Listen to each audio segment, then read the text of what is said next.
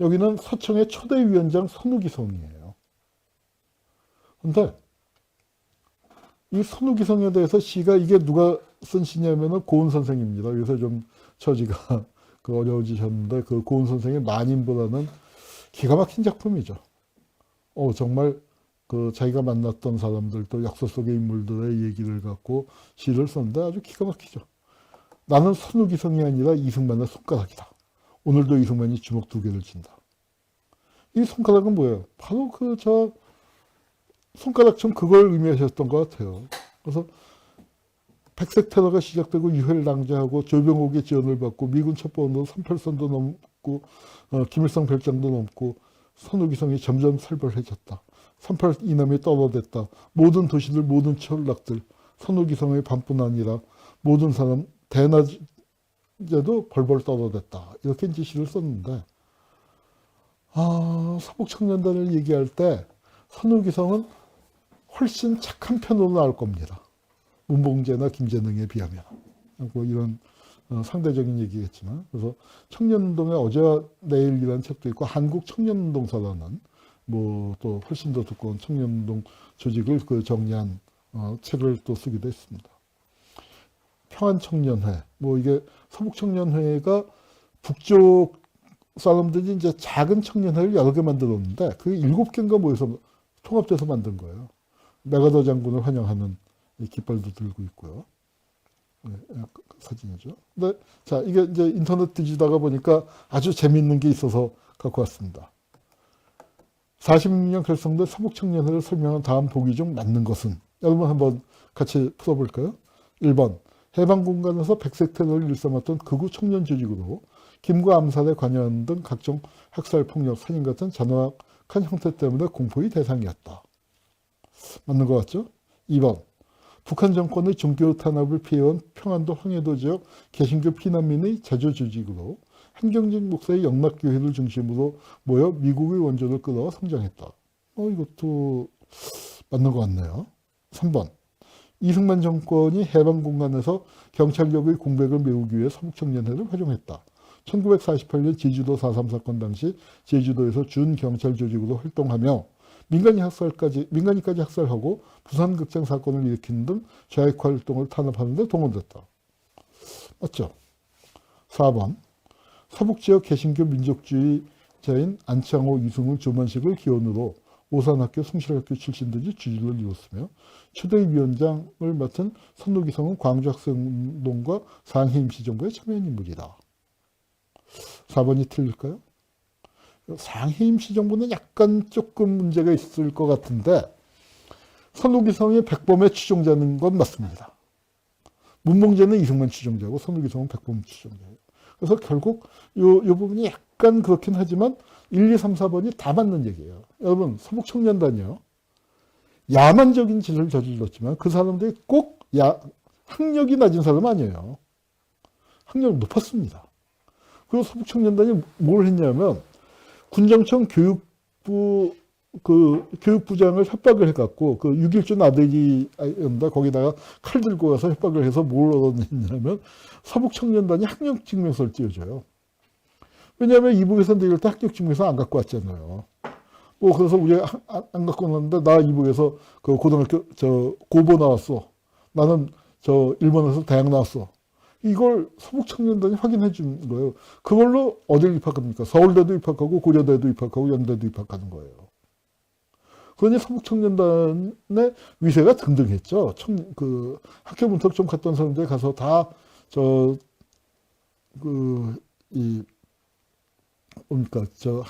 학력증명서 가짜로 만들어갖고 서울대 같은 데 다 들어갔죠. 왜냐하면 서울대 그때 결혼이 많았어요. 왜냐? 국대한 파동으로 좌파 학생들이 많이 자퇴를 했거든요.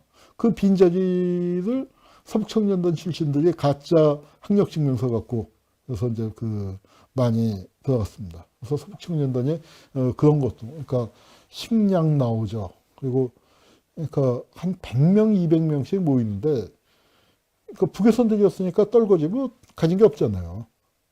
그러니까 집도 절도 없으니까 합숙소에서 생활을 합니다. 그 합숙소 규모가 보통 한 100명에서 200명 되는데 그거 식량 누가 대줬겠어요? 미 군정에서 대주는 거죠. 그리고 파업이 일어났다거나 노동자들 못 진압할 때 서북청년단 풀어갖고 깨는 거고. 이제 이런 식의 이제 관계였습니다. 이때 그 서북청년군의 노래가 있어요. 제가 노래를 잘하면 불러드릴 텐데, 아마 압록강 행진곡이라는 독립군가는 다 아실 거예요. 우리는 한국 광복군, 조국을 찾는 용사들다. 나가 압록강 건너 백두산 넘어가자. 뭐 이제 그런 노래가 있는데 그걸 바꿔서 우리는 서북청년군, 악마의 원수 쳐버리자. 나가 38선 넘어 매국노 쳐버리자. 진주 우리 조국 지옥이 되어 모두 도탄에서 헤매고 있다를 진주 우리 서북 지옥이 되어 도탄에 헤매고 있다. 동지는 기다린다. 어서 가자. 조국에가 서북에로. 그래서 이제 이렇게 가자 뭐 하는 그런 노래를 만들어서 불렀다고 합니다. 이게 옛날 동아일보사예요. 동아일보사 처음에 축성했을 당시인데 해방 당시에는 아마 4층이었을 겁니다. 근데 이 서북청년의 사무실이 동아일보 안에 있었어요. 한민당 본부가 동아일보에 있었거든요. 그래서 서북청년단이 회가 그 우익에 의해서 집중적인 지원을 받았었던 겁니다. 예. 그래서 3.1절 유혈 시위가 일어났죠.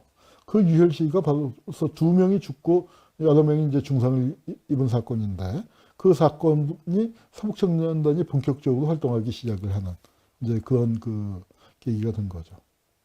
근데 이제 이승만이 뭘 했냐면 서북청년단이 너무 커지니까 이승만은 불안한 거예요. 그래서 청년단을 통합해서 지청천을 내세워갖고 이 대동청년단이라는 걸 만듭니다. 그래서 서북청년단이 여기 가담하느냐 마느냐를 갖고 갈라지는데 문봉재, 그러니까 선우기성을 몰아내고 문봉재가 들어와서 이제 이승만 편에 붙게 되는 겁니다. 이제 붙게 되고 합류파와 이제 합동파와 잔류파가 갈라집니다.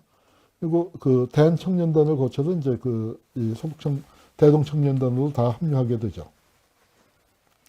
서북청년회의 회원증입니다. 이거 들고 있으면 이게 설벌한 거였죠. 제주도에 들어온 거 다 보셨을 거고. 예. 제주도에 있었던 본부. 그리고 이제 그 본부가 서북청년회가 제주도 본부의 예터는 지금 폐허가 된 모양입니다. 근데 이게 일베 저장소에 보면은 이런 게 나왔어요. 대한민국은 서북청년단이 살린 거다. 서북청년단이 그립다. 계엄령만 떨어지면 서북청년단 시즌2다. 서북청년단 부활. 아마 시즌2라면은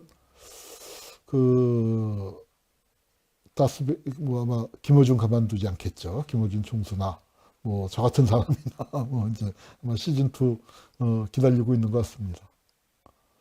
자, 이분이 한경직 목사.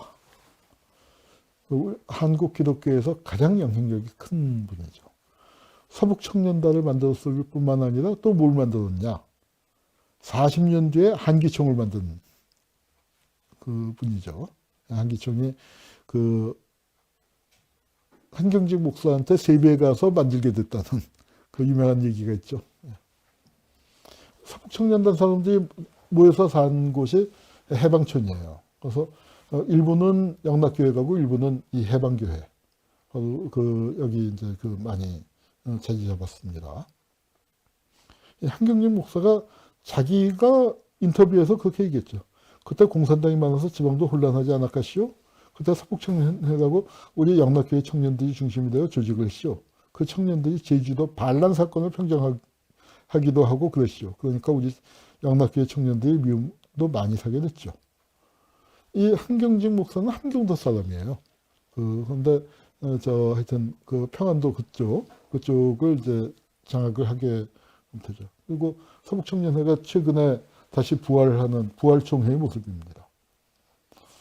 이거는 극우단체, 엄마 부대 주 누군가 하는 양반이죠. 그래서 극우단체가 세월호 추모 리본을 철거하려고 해서 또 난리가 났었던 적이 있습니다. 이것도 서북청년회 관련 얘기고, 영락교회가 이제 반공 검사로 유명했던 오제도 검사가 초기에 서청에 관계했지만 검사가 됐기 때문에 서청에 에서는 손을 떼고 다른 사람이 했다. 그리고 영락교회 안에 있었다. 그리고 이제 그 어떤 영락교회 청년들이 서청을 거의 주도해 나갔고 이 사람이 그 장로였다. 이제 뭐 그런 증언들이 나오고 있습니다. 그리고 이제 서북청년회가 겪은 건국과 유교라는 또 책이 있는데 손진이라는 사람이 있었죠. 아직 살아있어요. 지금 한 100살쯤 됐는데 그 부활한 서북청년회의 그 명예회장, 이 사람이 뭐 서북청년회, 부활 서북청년회의 대변인인가 회장인가 그런데 그 하여튼 명예회장으로 그렇게 추대됐습니다. 제주도 사람들, 군인도 아니고 경찰도 아니고 사람 피쟁이, 백정이다. 사람 백정이다. 그렇게 얘기했습니다. 그래서 살기 위해서 싸우기 위해서 산으로 갔다는 거죠. 우리는 살아도 산 게 아니었다 하는 거고. 이건 뭐냐면은 지난번에 그 이 4.3 항쟁을 통일운동이라고 얘기했는데 그 저 4.3 항쟁과 더불어서 같은 시기에 통일운동이 있었던 게 백범 선생의 남북협상이죠. 그 아까 문봉재 같은 사람은 이승만을 추종했지만 선우기성은 그 백범 추종자였어요. 우파 중에서. 근데 백범이 입장을 바꿔갖고 남북협상을 간다니까 황당한 거죠. 그래서 서북청년단 사람들입니다. 경교장 앞에 모여서 선생님 못 갑니다 하고 이제 막아섰던 거예요. 그랬더니 백범 선생이 여기 베란다에 나와갖고 여기 나와서 일장연설을 했죠. 북조선의 빨갱이도 김일성도 다 우리들 같은 조상의 피와 뼈를 가졌다. 그러니까 나는 이게 마지막이 될지 어떻게 될지 몰라도 나는 우리 이북의 우이동포를 뜨겁게 만나보아야겠다. 이렇게 일장연설을 하고 가신 겁니다. 이 앞문으로 못 나가고 뒷문으로 빠져나가셨죠. 뒷문으로. 일단 이제 이 서북청년단이 뒷문은 지키지 않아 갖고 하여튼 빠져나가서 북으로 이제 갔다 왔는데 결국 어떻게 됐습니까? 서북청년단은 안두희한테 목숨을 잃는 거예요. 안두희가 서북청년단의 여기 종로구 지부 사무국장이다가 본부 총무부장을 합니다. 본부 총무부장이니까 서북청년회 아주 핵심 중에 핵심이죠. 근데 이제 그 아마 백범을 죽일 생각을 하고 육사에 집어넣은 게 아닌가 그런 의심을 좀 하게 되는데요. 육사 8기예요. 김종필하고 육사 동기죠, 사실은. 그래서 이제 이 백범 암살을 했는데, 자, 서북청년단은 안두희 씨가 김구를 처단한 게 의거다. 그럼 누가 의거를 한 사람을 뭐라고 부르죠? 의사.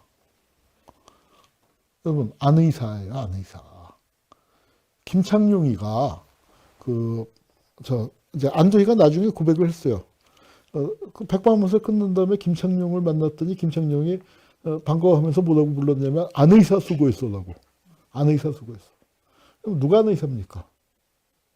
우리나라의 안중근 의사가 아니라 안두희를 안의사라고 부르는 사람들이 너무 많은 거예요. 그 사람들 입장에서는 어떨까요? 의사의 가족을 잘 돌봐줘야겠죠. 안의사의 동생이 뭐 했을까요? 80년대 8년 동안 연세대학교 총장을 지냈습니다. 어느 안의사의 동생일까요? 안중근 의사의 동생이 연대 총장 지냈다는 얘기 못 들어보셨죠? 네. 참 이런 걸 비판하는 것도 연재질일까요? 저는 연대 사람들의 자존심 문제라고 생각을 합니다. 연대에 사람이 그렇게 없습니까? 그 동생이 아무리 훌륭한 사람이라 하더라도 연대 교수를 하는 거야 뭐 그것까지 뭐라고 할 수 있겠습니까? 동생은 또 동생이니까. 뭐 그렇지만 어떻게 또 총장을 시킵니까? 그건 굉장히 그 백범에 대한 모욕이랄까 뭐 그런 느낌이 드네요. 자, 이 안두희를 잡아놓더니 애국 청년 안두희를 즉각 석방하라. 먼저 이렇게 외치고 다녔었던 게 저 서북청년단이죠. 자, 그런데 이제 서북청년단이 아까 이승만한테 팽당했다고 하는데 뭐냐면 여기가 위세가 너무 세지니까 이승만이 겁이 난 거예요. 이 미친 개들이 이거 나한테도 기어오를지 몰라.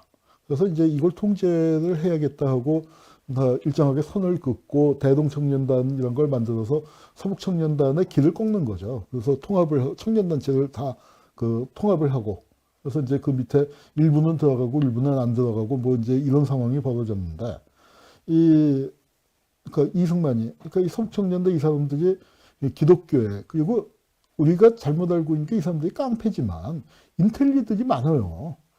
교육을 잘 받은 사람들이 많습니다.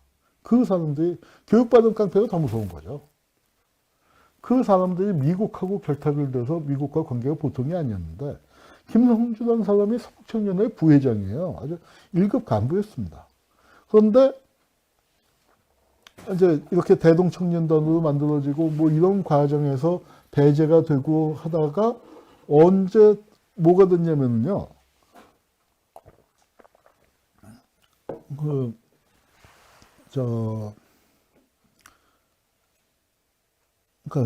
한국전쟁 때 인천 상륙작전 에 성공하고 9.28 서울 수복하고 난 다음에 국군이 38선을 돌파하지 않습니까?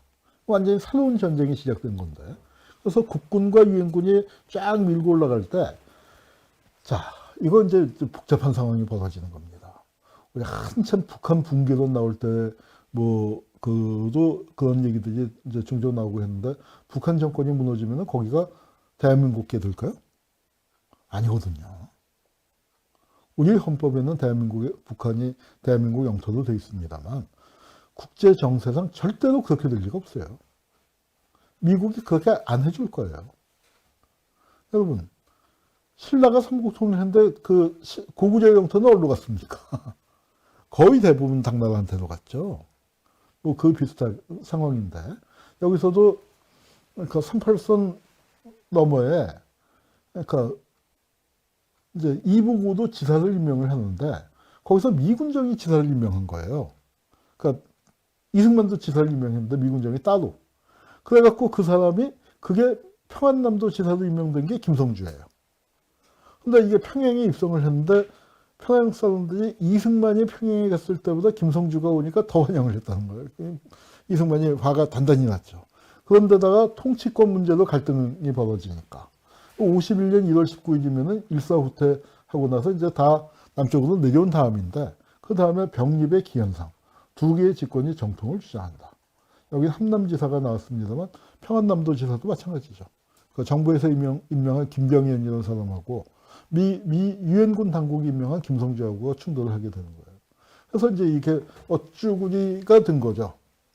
김성주 어떻게 됐을까요? 이승만한테 이제 그 자기네가 서북청년단이 팽당했다고 하니까 참 정치라는 게 참 희한해요. 이승만한테 팽당한 사람한테 또 가서 붙었습니다. 누구한테 붙었을까요? 조봉암의 선거사무장이 돼요.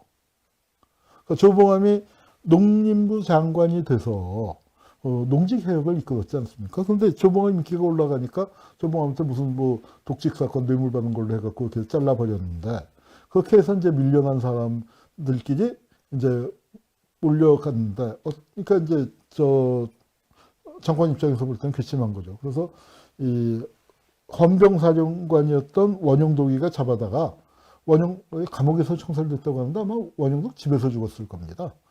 집에서 그 살해당하는. 그래서 이게 그 당시에로서는 굉장히 큰 사건이었습니다. 왜냐하면 서북청년단 이런 게 아주 큰 단체였잖아요. 근데 이승만이 보면 서북청년단뿐만 아니라 이범석이 만든 민족청년단도 칩니다. 족청 했었던 게 바로 족청인데 족청의 인물들이 참 많았어요. 장준하 선생도 족청이고 이희호 여사도 족청 계열뿐입니다. 그 우파 여성운동 쪽에 굉장히 그 중요한 역할을 했었던 분인데 그런 족청이 너무 커지니까 이범석 세력이 커지니까 거기도 쳐버리죠. 이승만이 아주 권력 의지가 대단한 사람이었습니다. 그래서 김성주가 죽고 난 다음에 합법적 절차 없이 사형을 집행했다. 그래갖고 이제 그 국회에서도 이제 크게 논란이 벌어졌었고 4.19가 난 다음에 이제 김성주 사건을 다시 이제 파보면서 원영도기가 잡혀 들어가죠. 부정축제도 있지만 이제 특히 김성주 사건 때문에. 근데 원영도 누가 풀어줍니까? 박정희가 풀어주죠. 왜냐하면 만군 인맥의 제일 보스가 원영덕이니까. 박정희 줄에 서줬거든요. 원영덕이. 박정희 어려운 처지에 놓였을 때 구명도 해주고 그러니까 박정희가 돼갖고 쓱 풀어주죠. 그래서 이제 김성주에 대해서는 관략한테 몰래 깔려서 몰래 채용된 정치하순인데 배신자는 즉시 처단하라. 이승만이 친필 율석을 줬어요. 서북청년단 때는 충성하다가 이제 반이승만 조봉암의 선거참모로 뛰고 그러다가 이승만의 지휘에 따라서 눈총을 받고 그러다가 이제 처형이 됐죠. 그 비밀 처형이 된 거죠.